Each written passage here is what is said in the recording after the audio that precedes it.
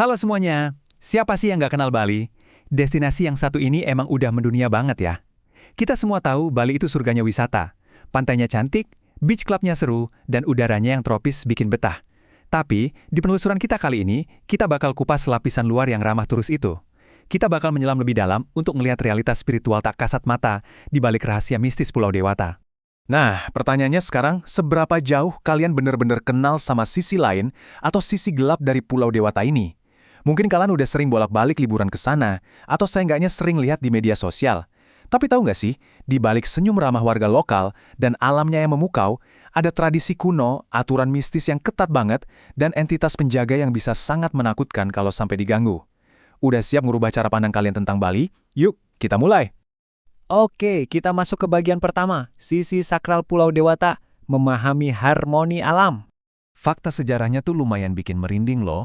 Kalau kalian cek literatur budaya Hindu Bali, ada 3 nama kuno untuk pulau ini, Wali, Bali, dan Banten. Dan coba tebak, ketiganya punya satu arti yang sama, yaitu persembahan. Jadi dari namanya aja, pulau ini tuh udah merupakan sebuah dedikasi sakral. Konsep persembahan ini benar-benar mengakar di kehidupan sehari-hari mereka. Bahkan nih, seni tari Bali itu ada yang masuk kategori sakral banget. Contohnya tarian Wali. Tarian ini murni buat ritual persembahan, bukan buat tontonan hiburan biasa loh. Nah, pengorbanan paling tinggi demi ngejaga harmoni ini kelihatan banget waktu catur berata penyepian. Pas hari raya Nyepi, bayangin aja seluruh pulau itu benar-benar mati total. Ada 4 larangan mutlak yang nggak boleh dilanggar. Pertama, amati geni, nggak boleh nyalain api atau cahaya sama sekali. Kedua, amati karya, nggak ada yang boleh kerja. Ketiga, amati lelungung, dilarang bepergian keluar rumah. Dan keempat, amati lelanguan, nggak boleh bersenang-senang atau bikin keributan.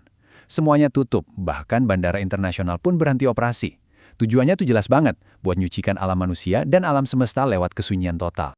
Terus, selain Nyepi, keharmonisan kosmis ini juga terus dijaga lewat ritual-ritual lain.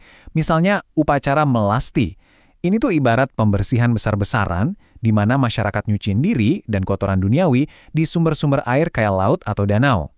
Terus pastinya kalian tahu ngaben kan? Upacara kremasi sakral ini, baik untuk jenazah yang masih utuh atau yang udah dikubur sebelumnya, adalah bentuk penghormatan luar biasa buat ngelepasin roh menuju alam akhirat, biar keseimbangan alam semesta tetap terjaga. Kita lanjut ke bagian 2, entitas mistis, dari Barong hingga Leak, para penjaga dan pengganggu. Sekarang kita bahas soal Liak. Pasti pernah dengar kan? Jujur, ini agak bikin merinding. Buat masyarakat lokal, Liak ini bukan sekedar monster fiksi, tapi wujud nyata dari manusia yang mempraktikkan ilmu hitam. Di siang hari, mereka tuh kelihatan kayak manusia biasa pada umumnya. Nggak ada bedanya. Tapi begitu malam datang, wujud mereka berubah drastis jadi sosok bertaring panjang dengan mata besar yang menyala. Konon katanya, mereka ini berburu organ dalam manusia atau nyeri tumbal darah wanita hamil buat nambah kesaktian mereka. Dan yang paling ngeri, mereka senang banget sama tempat-tempat gelap dan sepi. Makanya sering banget muncul pas lagi mati lampu. Tapi tenang, keseimbangan itu selalu ada wujud nyatanya. Buat ngelawan energi negatif tadi, ada Barong. Kalian pasti tahu dong wajah Barong yang sering banget ada di kaos-kaos oleh-oleh Bali? Nah, Barong ini adalah simbol kebaikan, pelindung, pemimpin pasukan cahaya yang ngebawa energi positif. Tapi namanya juga keseimbangan, pasti ada lawannya. Musuh bubuyutannya adalah Rangda. Rangda ini manifestasi dari kemarahan Dewi Durga, sekaligus ratu dari para leak tadi. Dia ini pemimpin pasukan jahat yang konon suka nyulik anak-anak dan bawa bencana.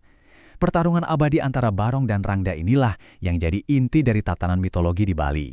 Masuk ke bagian 3, legenda pembentuk alam Bali, kisah naga dan batas suci. Cerita ini bermula dari mitos di kawah Gunung Agung. Dulu, ada pemuda tukang judi namanya Manik Angkeran. Dia ini anak dari Brahmana Sakti namanya Sidimantra. Saking serakah dan kepepetnya pengen lunasin utang judi, Manik ini nekat motong ekor naga besuki si penjaga harta karun, cuma demi ngambil emas yang nempel di tubuh si naga. Jelas aja sang naga ngamuk dan ngebakar Manik sampai jadi abu. Sidimantra akhirnya berhasil ngehidupin anaknya lagi dengan nyambungin ekor si naga, tapi dia nggak mau anaknya ngulang kesalahan yang sama.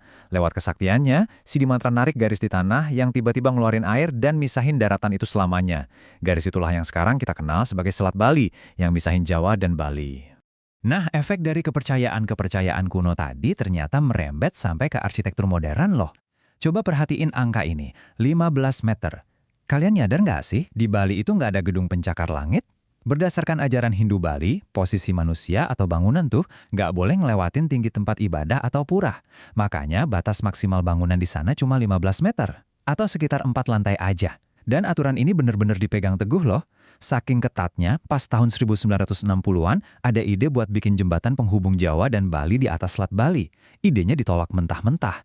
Alasannya simpel, jembatan itu pasti posisinya lebih tinggi dari daratan tempat berdirinya pura-pura suci. Bagian 4 nih, misteri pantai dan pesisir, sisi gelap surga wisata. Ngomongin soal pantai, Tanah Lot tuh indahnya luar biasa kan? Pura di atas karang, ular suci penjaga, sampai mata air yang katanya bikin awet muda. Tapi, di balik indahnya itu, ada kutukan legenda yang cukup ditakuti. Kutukannya bilang gini, kisah asmara pasangan yang berani datang akan berakhir tragis. Katanya sih, ini berakar dari kisah cinta menyedihkan seorang raja Bali zaman dulu. Jadi banyak banget yang mewanti-wanti. Kalau kalian pacaran tapi belum menikah dan berani liburan ke sana berdua, siap-siap aja mitosnya, hubungan kalian bisa putus di tengah jalan. Kita geser dikit ke pantai Padang-Padang. Di sini ada kisah nyata kelam tentang kapal Hoseifa nomor 18. Jadi dulu ada kapal raksasa terdampar di sini. Legenda lokal bilang kapal ini nggak sengaja nabrak perahu kecil milik seorang dukun sakti. Sang dukun murka luar biasa dan ngutuk kapal itu. Kelanjutannya, semua awak kapal itu benar-benar lenyap misterius, hilang nggak berbekas. Bangkai kapalnya dibiarin mangkrak bertahun-tahun, dan mulailah muncul kesaksian-kesaksian ngeri. Mulai dari suara tangisan gaib, hawa dingin yang nusuk tulang, sampai penampakan bayangan hitam. Sampai akhirnya, di tahun 2017, kapal itu terpaksa dipotong-potong dan dibakar habis, cuma buat bersihin energi gelap yang tertinggal di pantai itu.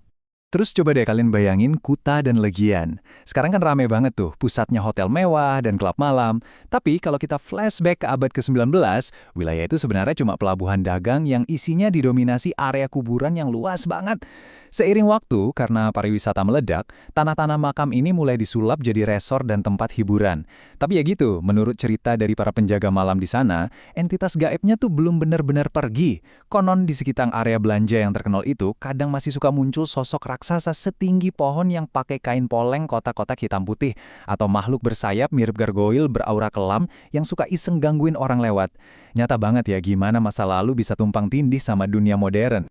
Dan akhirnya, kita sampai di bagian 5, bagian paling kelam, jalur maut dan tragedi kelam, pantangan yang meminta korban. Kalau kalian punya niat mendaki Gunung Agung, titik tertinggi di Bali, tolong dengerin ini baik-baik. Tempat ini benar-benar disakralkan sebagai tempat tinggal para dewa, jadi ada aturan mutlak yang pantang banget dilanggar. Pertama, jangan pernah bawa daging sapi, karena sapi itu hewan suci, lambang alam semesta. Kedua, jangan coba-coba pakai baju warna merah atau hijau. Merah itu katanya warna kesukaan penunggu gunung, dan hijau buat penunggu laut.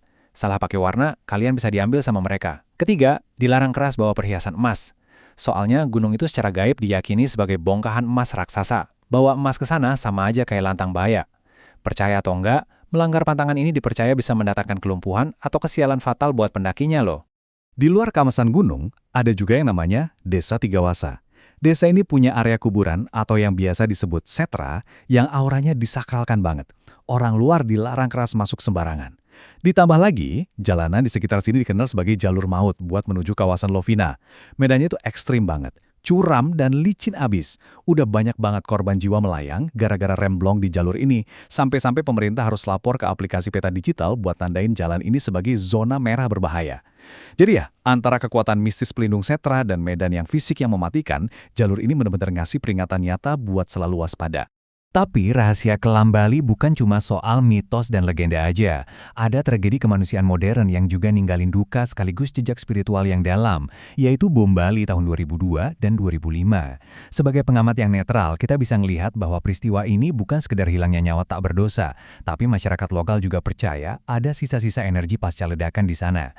Beredar laporan tentang berbagai anomali spiritual, kayak suara ketukan pintu yang misterius barengan sama bau hangus, sampai cerita ngeri tentang sosok-sosok tak kasat mata yang konon datengin orang-orang yang berani ngambil perhiasan atau barang korban di lokasi ledakan buat minta barang kenangan mereka dibalikin.